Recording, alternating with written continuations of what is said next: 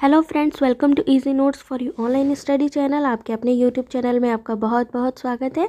Friends, आज की इस वीडियो में UGC net 2020 expected cut off जो है अकॉर्डिंग टू सब्जेक्ट हम यहाँ पर डिस्कस करेंगे, जो कि आपने आंसर की में आपने देख लिया होगा कि आपने सब्जेक्ट में जो आपका सब्जेक्ट पेपर 2 है उसमें आपने कितना स्कोर किया है।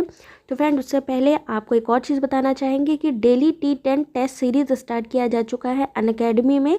फ्री लाइव टेस्ट है by India's top educator. 4 November से स्टार्ट हो रहा है, Monday to Saturday. Free classes है, ज्वाइन जरूर करिए जिनके भी एग्ज़ाम अपकमिंग। डिस्क्रिप्शन लिंक पर पूरी डिटेल अवेलेबल है, जल्दी से जल्दी अपने आप को इनरोल करा लीजिए।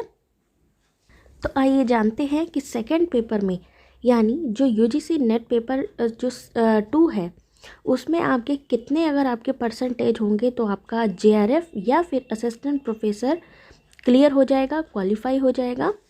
तो चलिए स्टार्ट करते हैं सब्जेक्ट वाइज। यहाँ पर सब्जेक्ट की बात करते हैं। इकोनॉमिक सब्जेक्ट में अगर आपने जनरल कैटेगरी में 70 to 75% स्कोर कर लिया है आंसर शीट के अकॉर्डिंग, तो आपका सिलेक्शन हो सकता है जेआरएफ के लिए। 70 to 70 यहाँ पर हम बात कर रहे हैं सिर्फ पेपर 2 की, यानी पेपर 1 and 2 को मिला के जो परसेंटाइल होगा उससे आपका कट ऑफ निकाला जाएगा, ध्यान रखिएगा। और दूसरी बात, कितने स्टूडेंट अपीयर करते हैं उसको भी मेंशन किया जाएगा, यानी अपीयरिंग स्टूडेंट कितने हैं उस सब्जेक्ट में, अपीयरिंग स्टूडेंट कितने हैं उस सब्जेक्ट में उसको भी ध्यान रखा जाएगा। तो यहाँ हम एक एक्सपेक्टेड क्राइटेरिया आपको बता रहे हैं कि अगर आपने 70 to 75% आपके आ रहे हैं इकोनॉमिक जनरल में तो आप जेआरएफ क्वालिफाई कर सकते हैं। वहीं असिस्टेंट प्रोफेसर की बात करें तो 65 to 70 जनरल वालों के लिए रिक्वायरमेंट होगी। ओबीसी ईडब्ल्यूएस के लिए 65 to 70, एससी के लिए 60 to 65, एसटी के लिए 55 to 60। वहीं अगर असिस्टेंट प्रोफेसर ओबीसी ईडब्ल्यूएस की बात करें तो 60 to 65, SC 55 to 60, ST 50 to 55 अगर आपने स्कोर किया है इकोनॉमिक्स में। क्योंकि देखिए यहाँ पर कुछ चेंजेस भी हो सकते हैं, क्योंकि ये मॉडरेट टू डिफ़िकल्ट लेवल पर यहाँ पर डिपेंड करता है कि आपका क्वेश्चन पेपर किस टाइप में आया था। तो जैसा कि इकोनॉमिक्स में जैसे हमको पता है कि इकोनॉमिक्स में जो आया था वो डिफ़िकल्टी लेवल बहुत ज़्यादा था, यानी मॉडरेट टू डिफ़िकल्ट लेवल का क्वेश्चन पेपर था। तो इसमें जो कट ऑफ हो सकती है वो रिड्यूस हो सकती है। और यहाँ पर हमने सिर्फ सेकंड पेपर की बात की है कि अगर आपके सेकंड पेपर में अगर आंसर की देखने के बाद आपको लगता है कि आपके 70% आंसर करेक्ट है तो आपको जेआरएफ मिलने की चांसेस ज़्यादा होंगे। ठीक है, चलिए आगे सब्जेक्ट की बात करते हैं। पॉलिटिकल साइंस में जनरल के लिए 65 to 70, ओबीसी ईडब्ल्यूएस के लिए 60 to 65, एससी के लिए 55 to 60, एसटी के लिए 50 to 55 जेआरएफ के लिए। वहीं असिस्टेंट प्रोफेसर के लिए 55 to 60 चाहिए होंगे, 50 to 55, 45 से 50 एससी, 45 to 50 एसटी के लिए। फिर बात करते हैं फिलोसॉफी की। यहाँ हमने पॉलिटिकल साइंस और इकोनॉमिक्स को देख लिया है, लेकिन यहाँ ध्यान रखिएगा question paper easy to moderate level का आया था। कुछ पेपर ऐसे आए थे जो मॉडरेट टू टफ थे। तो इसलिए इन चीज़ों को ध्यान में रखना बहुत ज़रूरी है, क्योंकि जिनका पेपर जो था इजी था उनका जो कट ऑफ है, जिनका पेपर इजी आया था उनका कट ऑफ इंक्रीज़ होने के चांस है।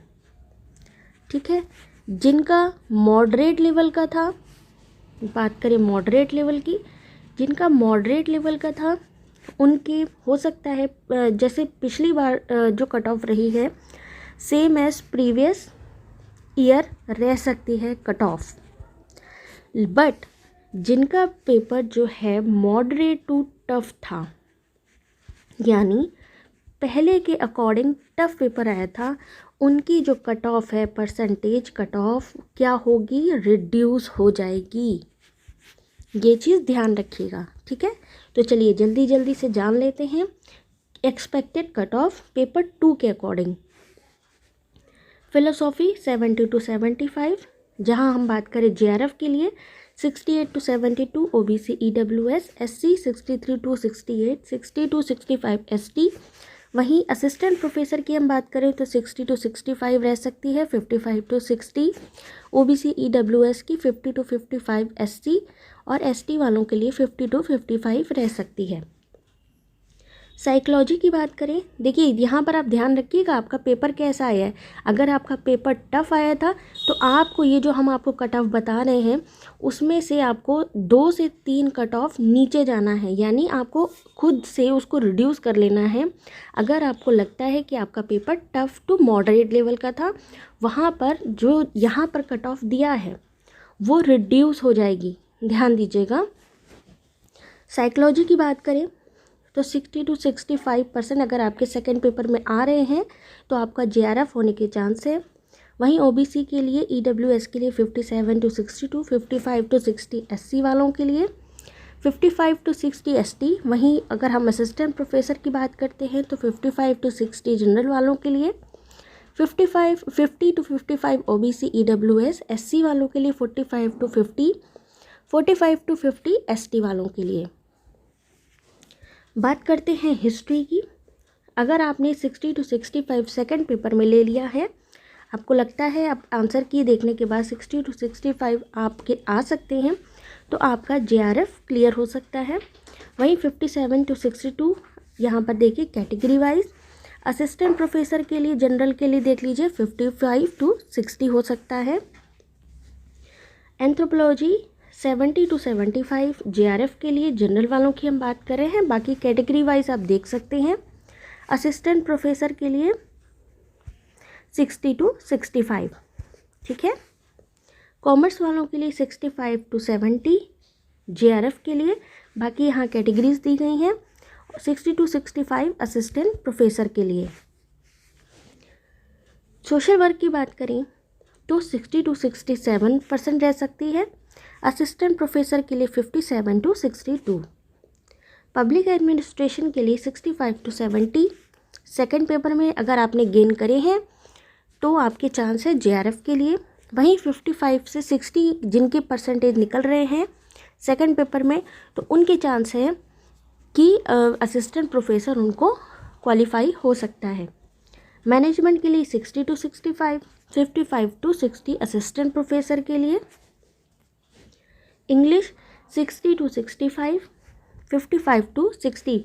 इंग्लिश का पेपर भी जो है मॉडरेट टू टफ आया था, इसलिए इसकी परसेंटेज भी डाउन जाएगी, ध्यान रखिएगा। इसकी परसेंटेज ये मत समझिएगा, इससे कम जाएगी। उसके बाद है mass communication and journalism 65 to 70 general वालों के लिए। वहीं 50 to 60 जाएगी जनरल वालों के लिए असिस्टेंट प्रोफेसर के लिए। Sanskrit 70 to 75, 60 to 65 assistant professor के लिए।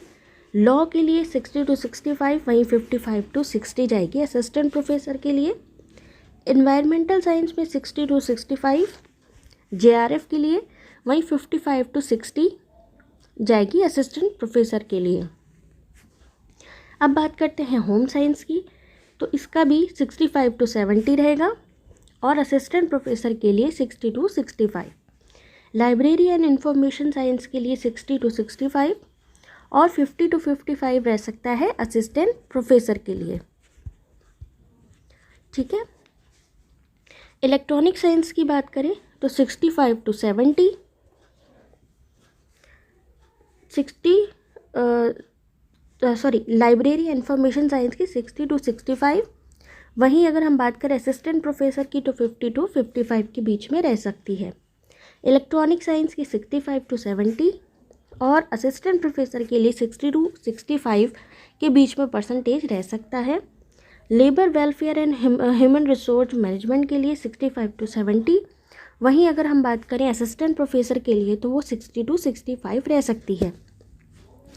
तो यहाँ सब्जेक्ट वाइज आपको बात की है, लेकिन ये जो परसेंटेज है एक चीज़ का ध्यान रखिएगा, वहाँ पर आपको देखना है कि अगर आपका पेपर इजी आया था तो जो आपकी कट ऑफ हमने भी आपको बताई है वो बढ़ सकती है पहले से, यानी 2019 दिसंबर का आप कट ऑफ देख लीजिए, उसके अकॉर्डिंग आपकी कट ऑफ बढ़ सकती है।